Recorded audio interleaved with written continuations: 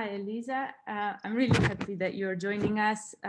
Welcome to the Fashion Clinic. We are a hub to connect creatives within the fashion industry, and our aim is to start conversation about innovation, sustainability, research, new practices within the industry. So I'm really happy to have you on board. We've just launched our podcasts. So please tell us a little bit about yourself. Hi, Izadora. Thank you so much for inviting me today. I'm really, really grateful for this opportunity, and it's great to be able to talk to you, to see you again. The enthusiasm of all the work that you're doing on your MA as well, and to follow your work. That's really, really exciting. So I'm going to start by introducing myself, but through a presentation, because I always find it's much more interesting when there is images next to the words, and particularly because we have so much of a Zoom fatigue. So at least with images, words become a little bit more interesting. So I'm just going to share the screen. So yeah, I will be talking about indigenous Arctic fish skin heritage and all the aspects about sustainability, craft and material innovation. This is part of my PhD at London College of Fashion, and I'm on my fourth year right now. Most of all, I'll start talking about my background. I mean, currently, and I'm BA Fashion Print Senior Lecturer at Central St. Martin's. And for the previous 6 years, I've been head of the fashion fashion print department at Central St. Martin's as well. And working in academia for the past 20 years as external examiner for different universities all around the world and connecting with sustainability in all these different fashion universities. But before that, in my previous life, I was also a fashion designer, and this is what it has really linked my work with the academia, working with students, and so on. So basically, for over 25 years, I work in the fashion industry, and I work with people like Moschino, Cavalli, Diane, Furstenberg, and most of all, one of my most important jobs and experiences within the fashion world was working with John Galliano and Christian Dior as head of the studio for 8 years. So at the time, this is where my interest for fish leather started. And these two images are from the fashion show of John Galliano in 2002, where we actually start working with fish leather from the Icelandic tannery Atlantic Leather. Back in 2002, very few people have heard about it, even though it's a really ancient tradition. And even if designers like Salvatore Ferragamo in the 20s and 30s were already using fish leather. Wow. But back in the times, in the beginning of the 2000s, we were some of the first ones to use it within the frame of luxury fashion.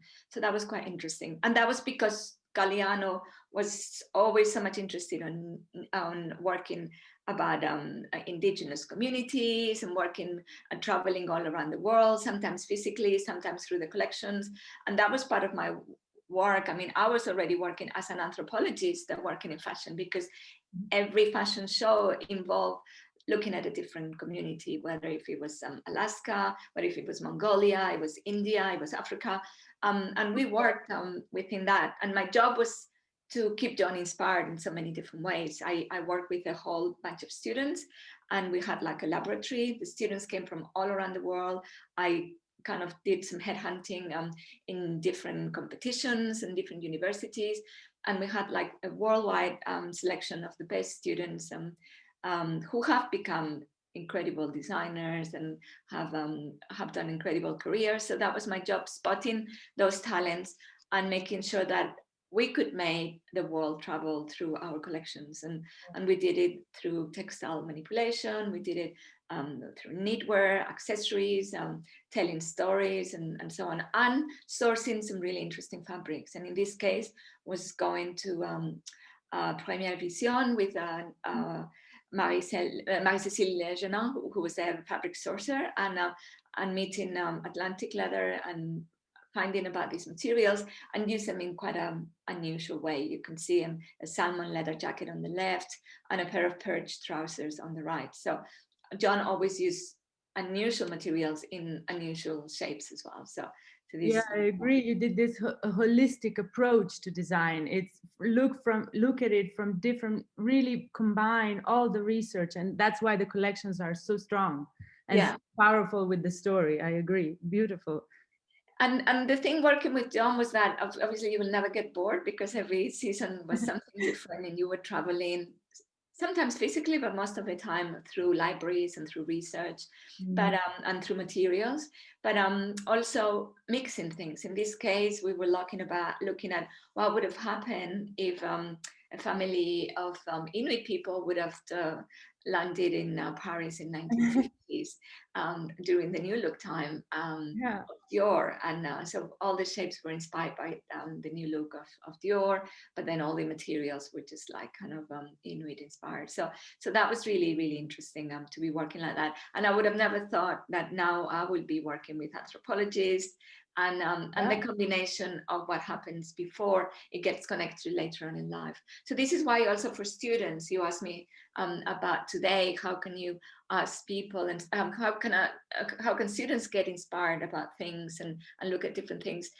Never be too narrow-minded about what you're doing, because everything that you explore is always going to come back in your life later on in a different way. So always keep your mind open to so many different avenues. And I never thought I would be working with anthropologists, and this is what I'm doing right now.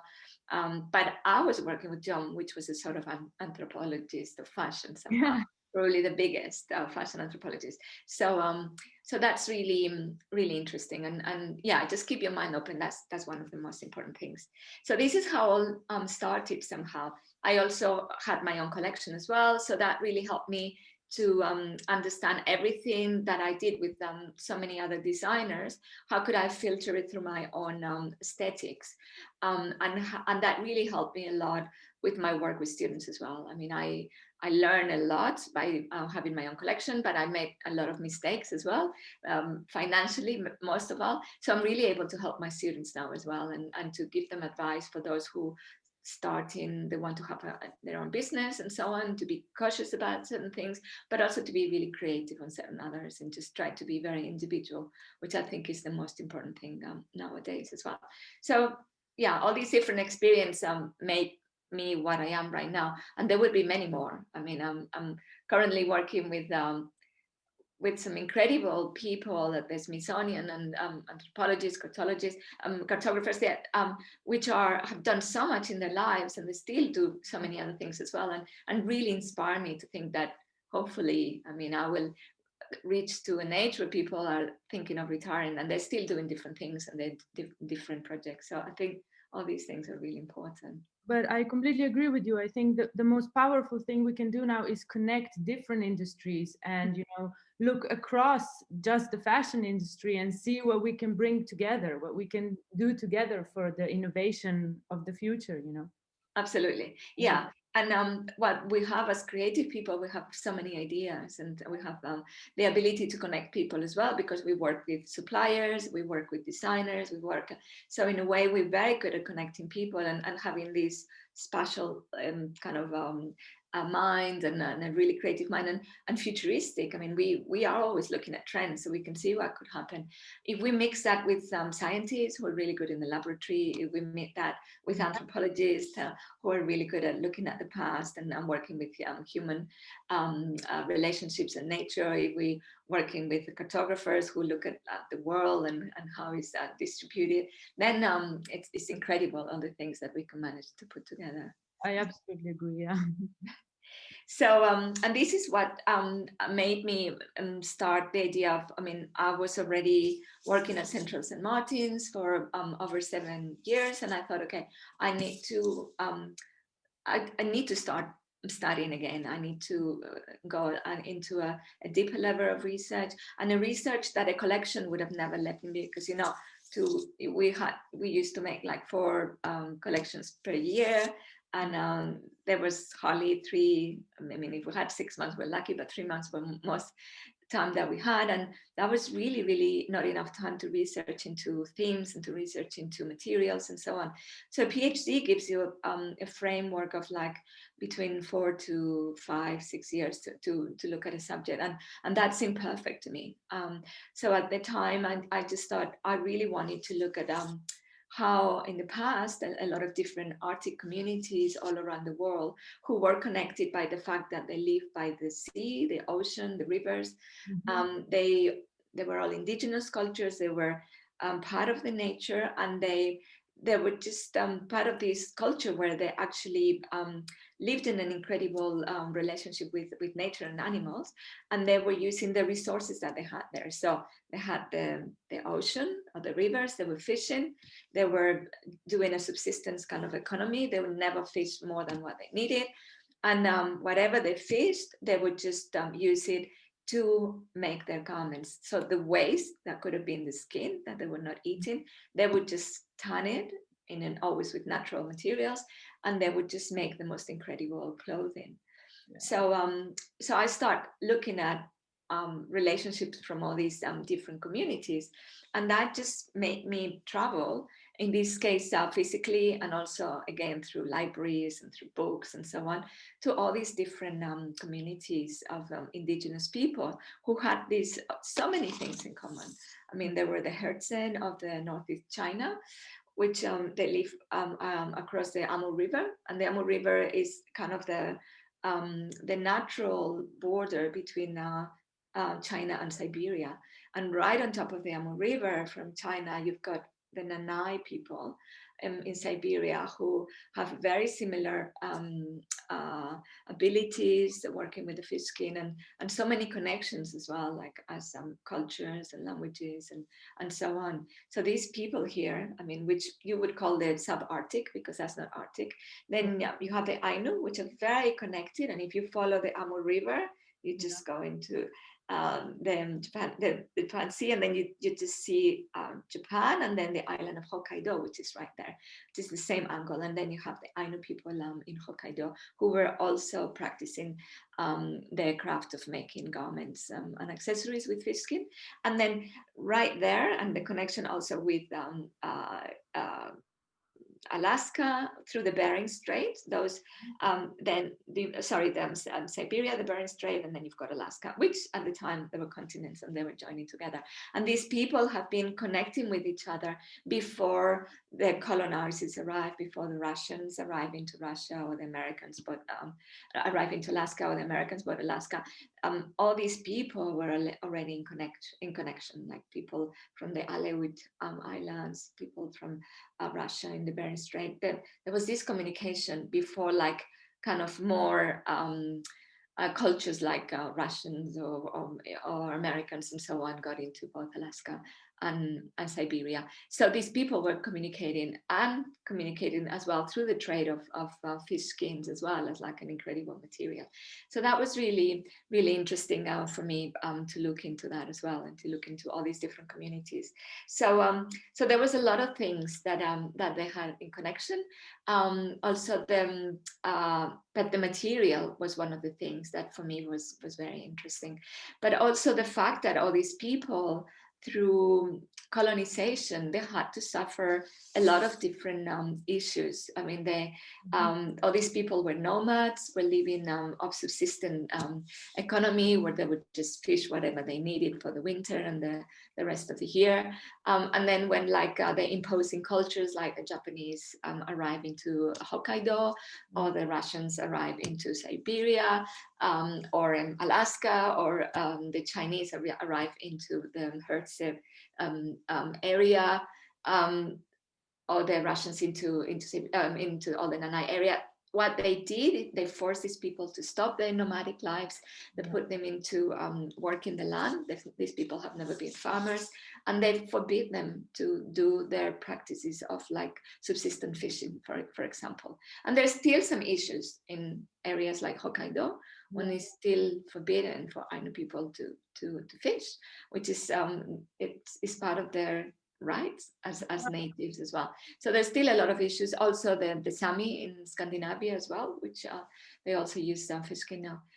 There's also a tradition over there, so they still have some fishing issue, right? So all these people have to stop working with their own cultures. That most of them lost the languages as well, the connections with nature, and they had to work on the land, farming that they've never done it before, and had to stop dressing themselves in the way they did, because sometimes as well with the kind of civilization, what it came was just like unsustainable practices of fishing and like overfishing, polluting the rivers, like in the Amur River in China, like putting dams in the river would stop like from salmons to be able to swim freely. So all these people and nature was affected. So all these people suffer in the same way, even if they're all in different parts of the world. But this kind of fish skin connection also make them suffer, and they lost this ability as well of making garments out of fish skin as well. So the whole heritage of the craft was lost a little bit. Yeah, which is kind of time, but fortunately it's coming back into a big renaissance again. So so for me, what's really important is what can we learn about fashion and sustainability, about the resourcefulness of these communities, because obviously these people are living in really inhospitable areas. I mean, they live they have really cold and harsh winters. It's not like if you live on an island that you just go to a tree and you can grab some fruit. There's not much food available during the winters. I mean, they really have to gather all these, do all this fishing and hunting, so they can, and also gathering of like fruits and herbs during the summer, so they can live during the whole winter. But they have this kind of resourcefulness as well of like not wasting anything. So these are things that as Westerners, we need to learn from them. And this is what I would like my students to learn as well from this mentality as well, and to make sure that it doesn't get lost. So those are the things that I'm looking into that. And also looking at how lately designers have been using this material as well. And they're using it for several reasons. I mean, sometimes it's aesthetic, that it could have been at the time in 2002 for John Galliano, but then people like Osglen, for instance, who are using pirarucu leather in the Amazon in Brazil, they are creating some farms where they're actually helping indigenous people to work with fishing pirarucu, making sure that there is like a constant renovation of the flora and fauna, giving jobs to these people as well. And then, and creating this incredible economy with a beautiful skin as well, because it's really big, it's much bigger than the salmon, and you can create some incredible pieces as well. So this is, so there's some people who are looking into that as well. And also thinking that it's a waste, of course. So I mean, it's just like most of the time when fishermen go out there and they fish, they skin the fish, they throw it into the ocean. And then also that contributes to polluting the ocean as well, and polluting the animals who are there. Because one thing is when you have like fishes alive in the ocean, another thing is when somebody throws a waste, even if it's a fish waste. So, and also contributing to the economy of these countries like Iceland, who's been producing it since 1994, etc. So it's new jobs in different areas as well. Then another thing that I'm really looking at, that I really want my students to tap, that is the human connection with nature. Okay, so for the Arctic native people, there was this connection with the animal, because they believe that animals, in an animistic society, animals have the same agency that the people, and there is a communication. The animal will give it to you freely.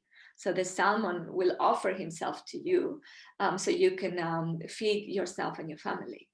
And in that way, you will fish the salmon, honoring the salmon as well, and also honoring the whole family that you will be, and you will never fish more than what you actually need to during the winter. So that was a really beautiful. In today's world, And then when you do that connection, that you make sure that the salmon come back season after season to feed your family as well. So that's a really, really interesting thing as well. Then the connection to nature, because also you're using only natural elements to tan these skins as well.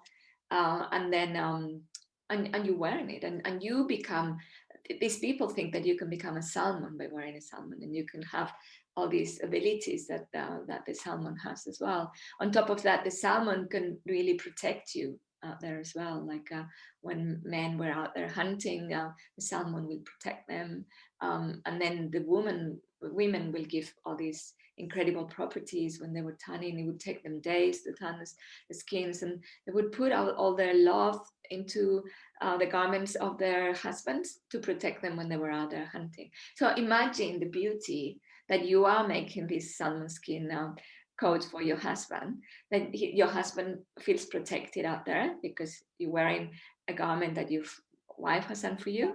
Yeah. And then at the same time, you're honoring the animal and so on. So there's a really beautiful connection. So you would never throw away that coat that your wife has done with so much love and it has taken, and that you might have fished yourself as well. So it's just that all these amazing connections that is really important, and we don't have them nowadays. So it's really, really important. And I put this image of Gucci, it was 2011, and the country. I mean, for us as Westerners, I mean, we just want to show glamour, ostentation, wearing exotic skins like snake skin and so on. So there's a completely different way of looking at nature. We kill the snake, we wear it, and then it gives us this glamour, this sexiness, this power. So looking at these two ladies, I mean, you can see who is really happy out there in nature. See the Amur River is just behind her. She has made her own garments, and she has inherited this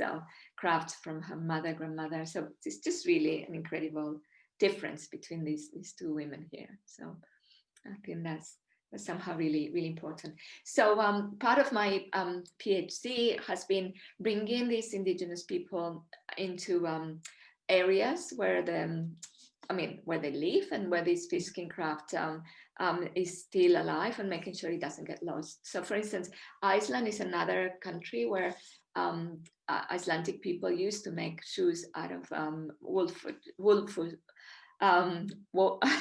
wolfish, and basically and any family that you would go, they would always have a pair of fish skin shoes that their grandmother or great grandmother has done. So and the people used to walk in them and so on. So we did a workshop there a couple of years ago together with Icelandic Academy of Arts, and we brought people from Nordic countries where fish skin was a tradition as well, like in Finland, Sweden, Denmark, and Iceland. And it was really, really interesting because the students learned how to do it with like tools, like in this case you can see the moose jaw, and we were using it just to tan the skins and so on. So it was all natural elements that we were using as well. So this was really interesting, and that was done in Iceland. Then I also went to the Heilongjiang province in Northeast China, and we work with Wen Xingyu, which is an incredible woman who is the inheritor of the fish skin craft, intangible cultural heritage. So she's the most prominent woman in China about this fish skin craft, and that was really interesting. And then I brought a whole team of students, Chinese students, to learn from her, so the tradition wouldn't get lost. So is she wearing a garment completely made out of fish skin? Yeah, that she made herself. Yeah, beautiful. Yeah. And it's really nice how all the different elements. There is a movie that we made with her. I just put the link at the end of this presentation, so you could look into it, which has been selected by the Fashion Film Festival Milano.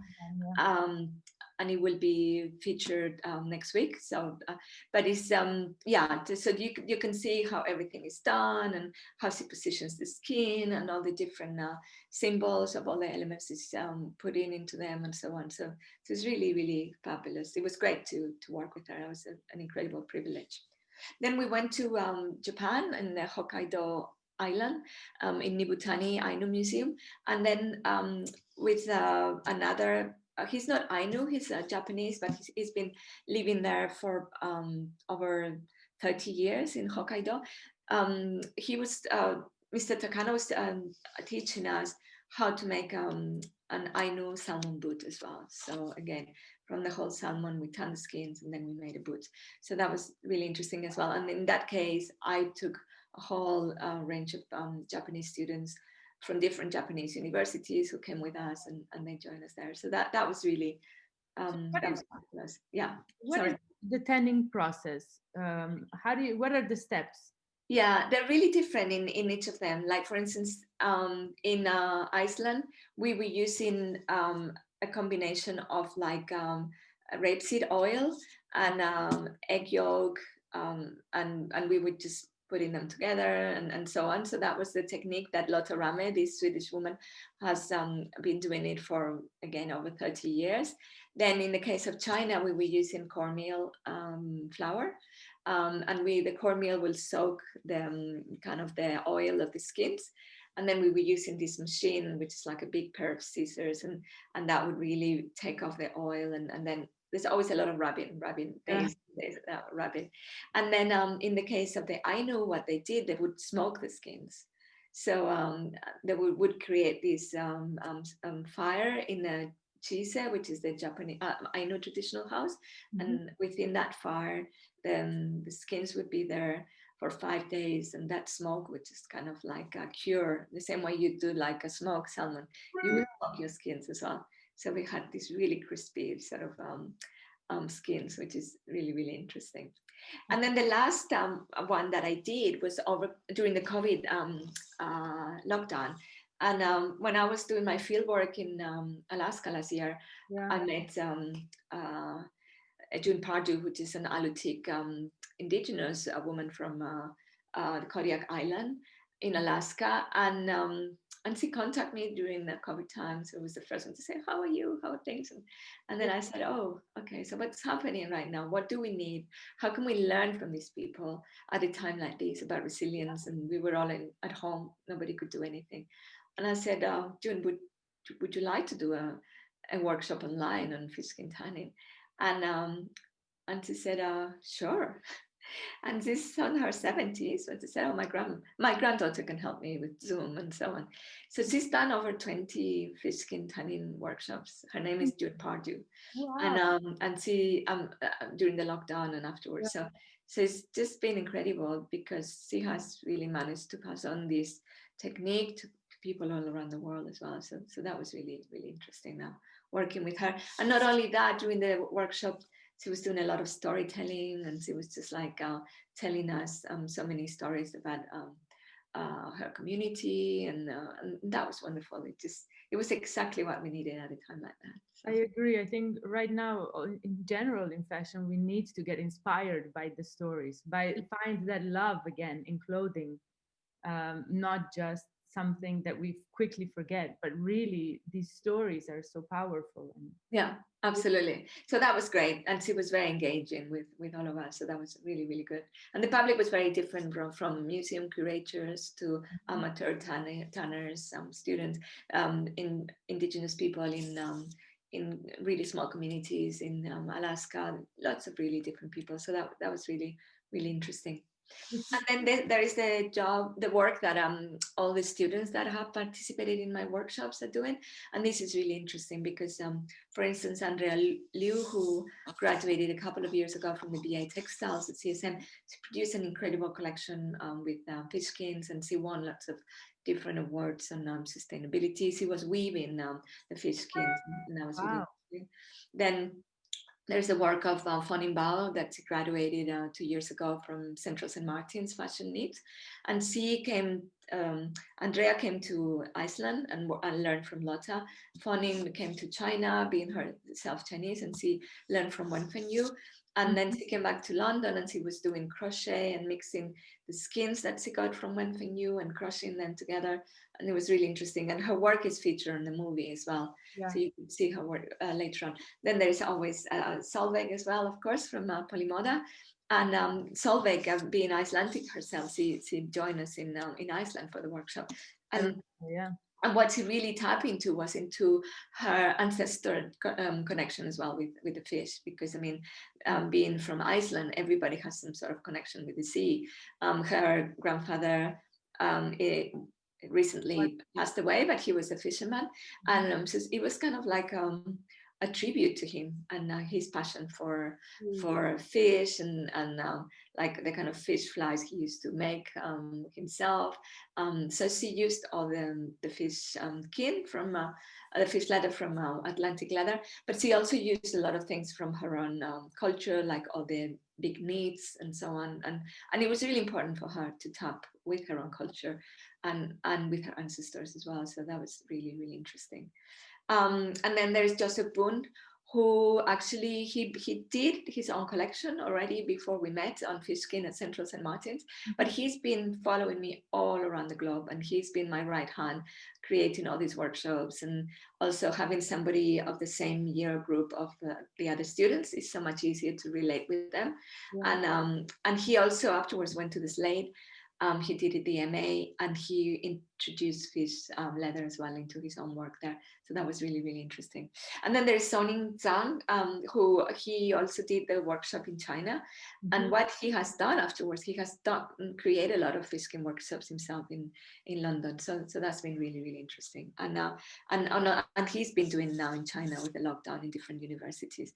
Yeah. So to see how somebody very young, he hasn't even graduated yet, he's teaching himself, and he's teaching this incredible craftsmanship from his own country to people of his same age, and he's so dedicated about it. So that's what, when I think, okay, I'm doing something right. I mean, there's something here that is working, and I feel really proud of all of them and what everybody has done. So absolutely. I mean, I know about these projects. I've seen them before, so I definitely think they're so inspiring and really beautiful. I think just the story behind the whole idea of fish leather, the heritage behind it, and how it's evolving now, I think it's absolutely fantastic. And I've seen your Worth project that you've done. It was so beautiful. I think anybody who wants to go check it out, you do have a website, no, called Fish Skin Lab. Yeah. And you have all your projects up there. And I think the Worth project was just beautiful. It was printed on top of fish skin, little pouches, just absolutely gorgeous. Thank you. I can talk a little bit about that later on as well. Yeah, that'd be great. And then it comes my connection with the Smithsonian Institution.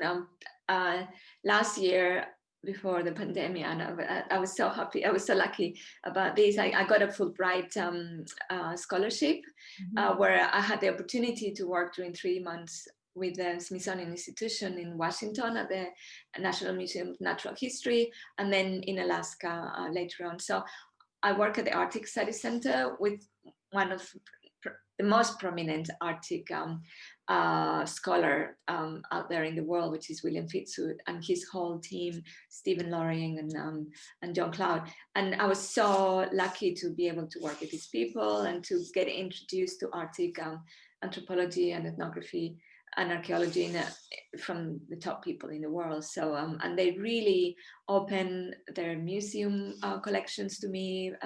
I was able to work not only with fish skin, but I was able to just look at so many different Arctic materials and material library there, which opened my mind to so many ideas about resourcefulness from these people as well.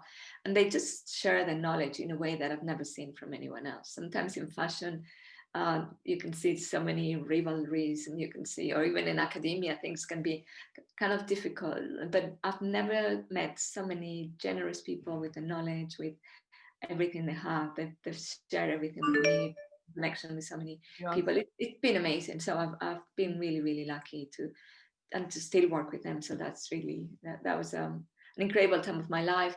I also went to Anchorage and I traveled all around Alaska. And in Anchorage, I work with Aaron Crowell, who is the head of the Arctic Studies Center there. And again, he shared with me all his literature review on material culture, not just fish skin, but in general of all the different materials in the Arctic. And that was really, really interesting. Also to see how these people work in a really structured way for us who are a little bit more creative, and to have that frame of mind of how things need to be structured. That really helped me a lot, more than any other lessons I could have doing my PhD, because you go there and just say, okay, this is how things are done. And you're like, oh, okay. So, and then adapting. and then tapping into all the literature, I mean, all the libraries, and so that's been really, and also Don Bidison at the Arctic Study Center, she put me in contact with all these different Alaskan Native artists that I was interviewing and working with, and now collaborating, like John Pardue and so on. So I'm really, really grateful for the help. That was really amazing. So that was fantastic. And this was my field work in Alaska. So during 2 months, I travel all around Alaska, and it's not easy because you have to fly everywhere. I can't drive, and I was on a flight, I mean, every other day. But it was just incredible. And I met the most incredible curators, fish skin artists, and nature. It was just like, yeah, I've never seen anything like that. Yeah, it was really, really interesting. And again, the generosity of all the museum curators and how they open all their collections to me, and the knowledge, that was really, really impressive. And these are just a few images of some of the accessories that I got to see both in Washington and Alaska, to show you the modernity of, for instance, these bags made by these people, that were the big one on the right, they would be carrying clothing. The little one on the left, they would carry the sewing skills.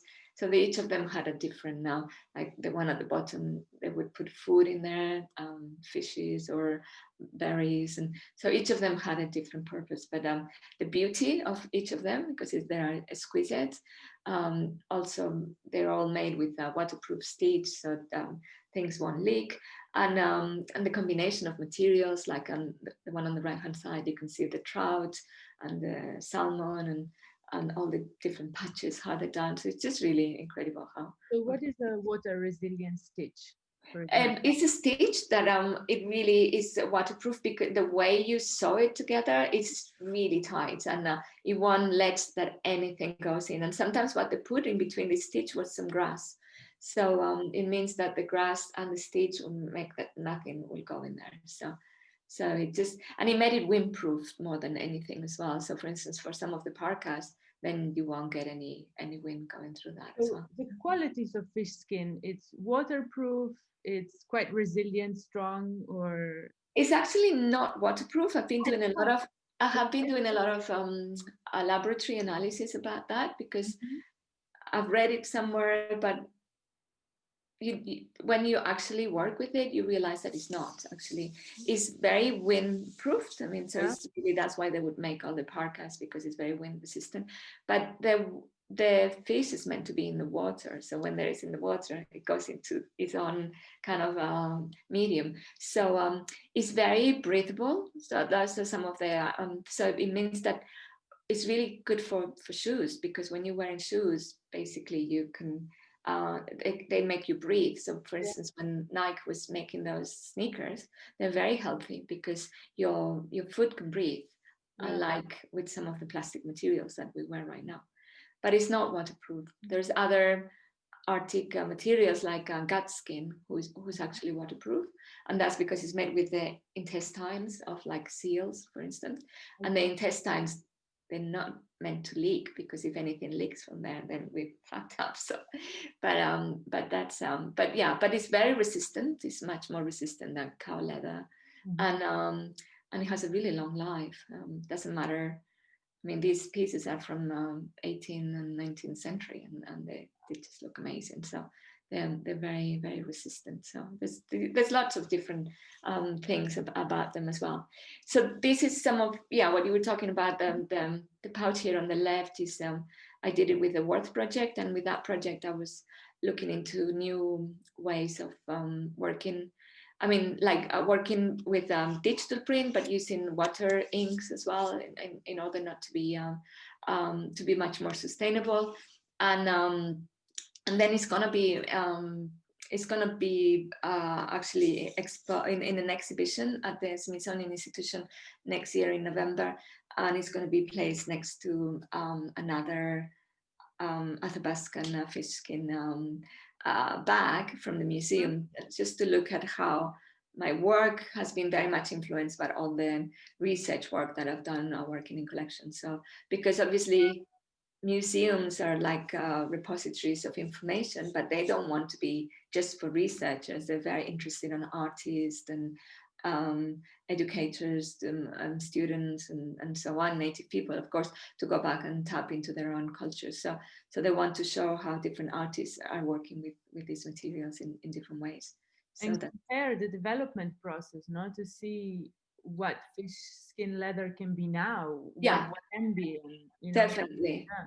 And And how by tapping, yeah, and how by tapping into all these indigenous knowledge, yeah, fashion designers nowadays can be much more sustainable. So those are the things that are important right now. Then there is future projects where I want to bring all these different people together, like from different areas in the world, and do a big conference. So hopefully this will happen next summer, because I really want that there is this kind of dialogue between all these people, and a dialogue through fish skin. So this is going to be something that hopefully will happen. And then I'm looking as well at comparing fish leather with other materials, like for instance, comparing it with exotic animals, comparing it with vegan leathers, and comparing it with synthetic leathers as well, and how yeah, so this is some of the studies that I've been doing it as well, and also the use of the energy from all these different materials as well. And this is something that I'm doing through this fish skin project, which is a European funded project, which it will last for 5 years, where I'm working with different universities and different laboratories all around the world, like Shankar in Israel, University of the Arts in London, also working with Ars Tintoria Laboratory in Italy, and also with Iceland Academy of Arts, and also Kyoto Seika University in Japan as well. So it's a really interesting project because you have scientists, you have fashion designers, you have people working in oceanographic departments of universities as well. And we're looking at all the different aspects of the fish skin, and also the Atlantic leather tannery as well. So industry, academia, and science. Again, connecting the different. Yeah. So what have you so far in your research compared, when you compared with exotic skin, or when you are comparing it to vegan leather? What have you found that was so interesting?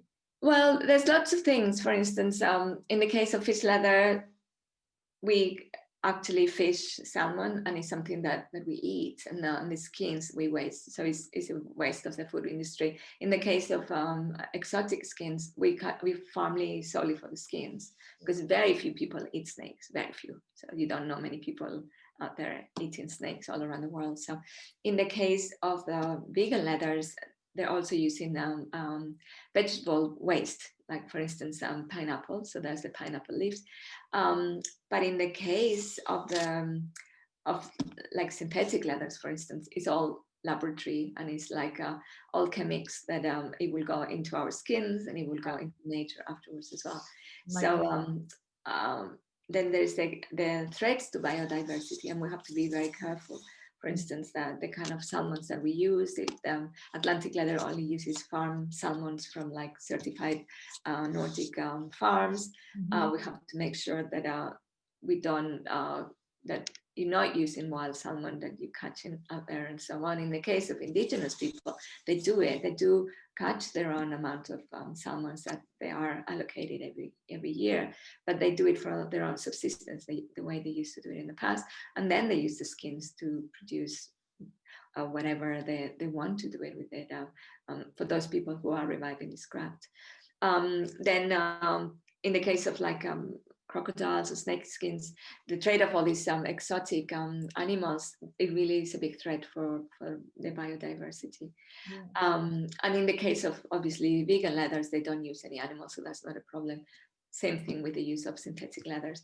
Then there is environmental impacts, the use of energy. In case of like fish leather, done in Iceland, they only use the geothermal energy from the volcanoes in Iceland. So that's really interesting. Then you have to think about, well, in Indonesia, it's all done by hand, by different people, but there's all the issues with the wages that these people are getting paid, the kind of life that they have. And for instance, in the case of like ananas leather, pineapple leather, they have a really fair trade production in Philippines, where like everything is regulated and so on. So it depends where everything and how everything is done. In the case of like the synthetic leathers, they use fossil resources and non-renewable energy. So that's really, really bad for the environment. But also, as far, as I was saying before, the environmental impact, like the fish farming on land rather than in the ocean, is done for the fish leather. We don't have much information about like the environmental impact of the exotic leathers. The companies are not very transparent about these. And in the case of ananas leather, again, they use the land for agricultural production, so everything is very much regulated as well.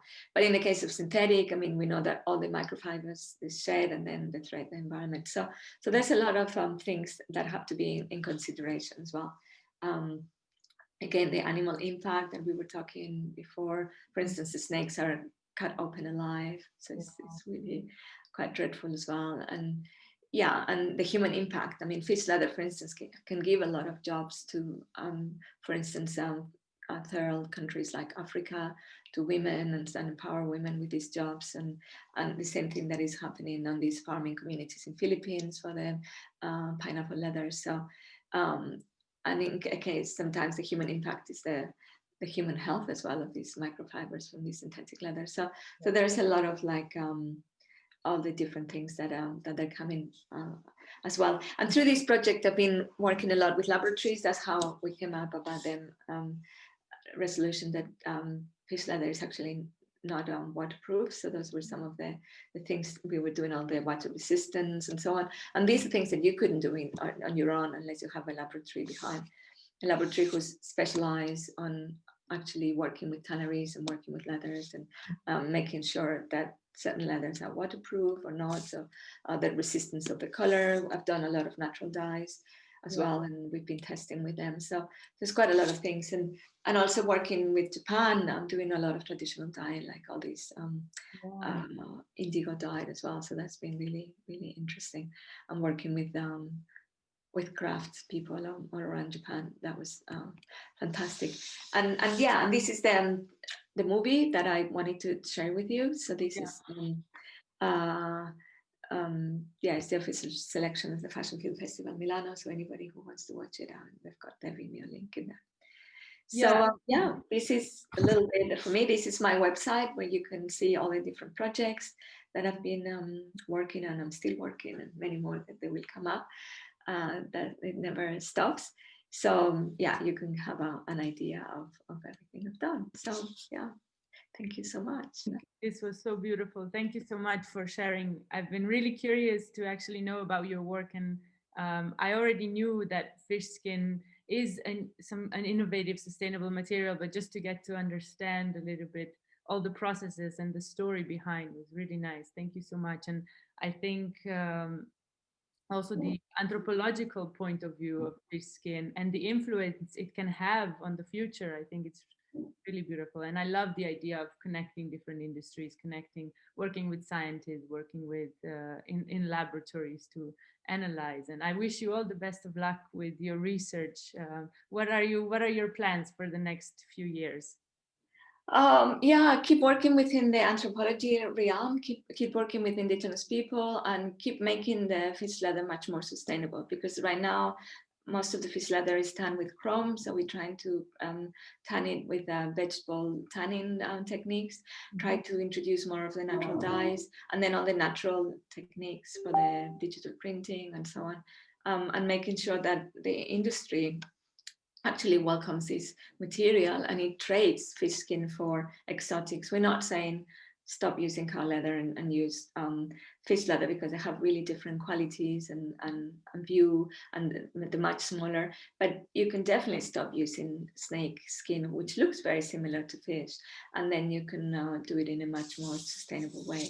And always within the reasonable proportions, and these kind of become like a massive industry item, but work in small proportions, then I think we can really help the planet, and we can help the waste in all these areas, and we can boost all the economies in these areas. So working in all these different, and obviously working with students, which is my passion, and passing on the knowledge and so on. So. I think this was, you were my tutor a few years ago, and I have to say, I mean, you are such a good listener also. I think you were this, I was thinking about this last night. You know, one of the qualities that I think are so strong about you is just really trying to understand your students and pushing them in the direction that, you know, to find themselves. And I think that was so powerful. And I see you've been able to inspire a lot of people. So I really wish you all the best with your research. Thank you, Izadora. But in a way, we all come to this world with these abilities and with these talents, and sometimes we're not able to see it by ourselves. So if you have somebody who can look at you and look at your work and your abilities and talents from a perspective, then it's so much easier to say, okay, why not going into that direction and all that. So it's easier for us because we have kind of like we've been here longer, but also that's always been my passion, like working with young people and just collaborate. And I mean, I see teaching more like a collaboration rather than, I mean, I'm not imposing anything. It's just like a dialogue and saying, okay, how about this and how about that? And I've always seen it almost like how I did it at Galliano, which I was head of a studio and I worked with lots of designers and a lot of interns as well. And it was just like collaboration. How about doing this? How about doing that? So it's a little bit like that. And I think when you work from that perspective rather than imposing your knowledge or imposing, then it's more that kind of it brings so many amazing things. So it's just I think the creativity flow can come out because everybody feels, you know, included and relaxed, and your mind can really explore different stories. Absolutely. What have been some kind of interesting other sustainability projects from your students that you can remember or that inspired you as well, a way of thinking? Oh, it's so many. I mean, and during the pandemic, it was great. All my St. Martin students really tap into. We have to change things around. We have a project that has been running over 10 years with Grace and Perry, but we couldn't do it. And then I said, okay, well, now you are going to become your kind of muse, and you're going to have to. Most of them were on their own. Some of them were in China on their own in hotels. And I said, what do you have around you and what you can use to make something very unique? And there were some incredible projects. I mean, the student was using all the mail leftovers from all the, because she lived with so many people, and she was making some washi paper following the Japanese techniques, and she made some paper garments which were amazing. And so each of them really used what they had available. Another student was using like his father was a taxi driver and using his taxi driver bamboo kind of chairs and just making incredible embellishments. So it was great because we didn't have much around. People couldn't go out and buy stuff, and then that's real sustainability when you have what you have around, and you don't need to buy anything else, and you create your own materials, and I think that's when people be most creative out of all the time. So that was really, really good. I agree. Sometimes, you know, slowing down and looking just at the simplicity of things, of what's around you, and finding the depth, the meaning in those can be a lot more enriching than when you have all these possibilities and you know, you complicate things and you sometimes don't make it with any meaning. I agree. Yeah. Beautiful. So I'm glad that your students are and many other students, I hope, are creative in these times, because it definitely has been quite a strange period. And I think quickly we can lose that motivation of what am I doing? But I think it's like you said, you have to look around you and just get creative and explore. I think it's been an amazing time. I mean, of course, a lot of people have suffered this year, but if we look at what the world has given us, the time to be by ourselves, to look at ourselves and what are our strengths and what are our weakness, and to really look inside and say, okay, what can I do and what can I give the world out there? I'm always taking, so what can I give instead? How can I help nature? How can I? And I think, yeah, I mean, I don't have one single student who's not concerned about nature, who's not concerned about overconsumption, who's not concerned about all these different things. So and that's a reality, and you are the generation who is going to really make the difference into the planet. So in a way, it's been a very creative time, and it's been a very conscious time, and we can't be still. We need to awaken to this incredible world that we have, and we need to take care of it. So we can't be asleep anymore, and we need to be active, and within our actions and working with people and within our connections, we need to give a meaning to, and through fashion we have an incredible tool, because we all have to dress each other, and it's an amazing tool to talk about what's happening out there and to really connect with people as well. Also, it's an industry that everybody feels attracted to as well. So we need to really do a lot of we have this amazing power to communicate through what we do and through fashion. So I think it's a really important time to sit down and say, what is going to be my contribution to people, to humanity, to the world, to nature, and what can I do, and how can I help other people as well? It's not about us anymore. So how can I really connect with other people to make sure that my strength and your strength and his strength are put together, and we can actually work and connect. So I think this connection, even if we've been physically apart, it has strengthened, and we can't just keep on doing things by ourselves. I mean, it's only through these connections that we will change the world somehow, and we can't. You built it.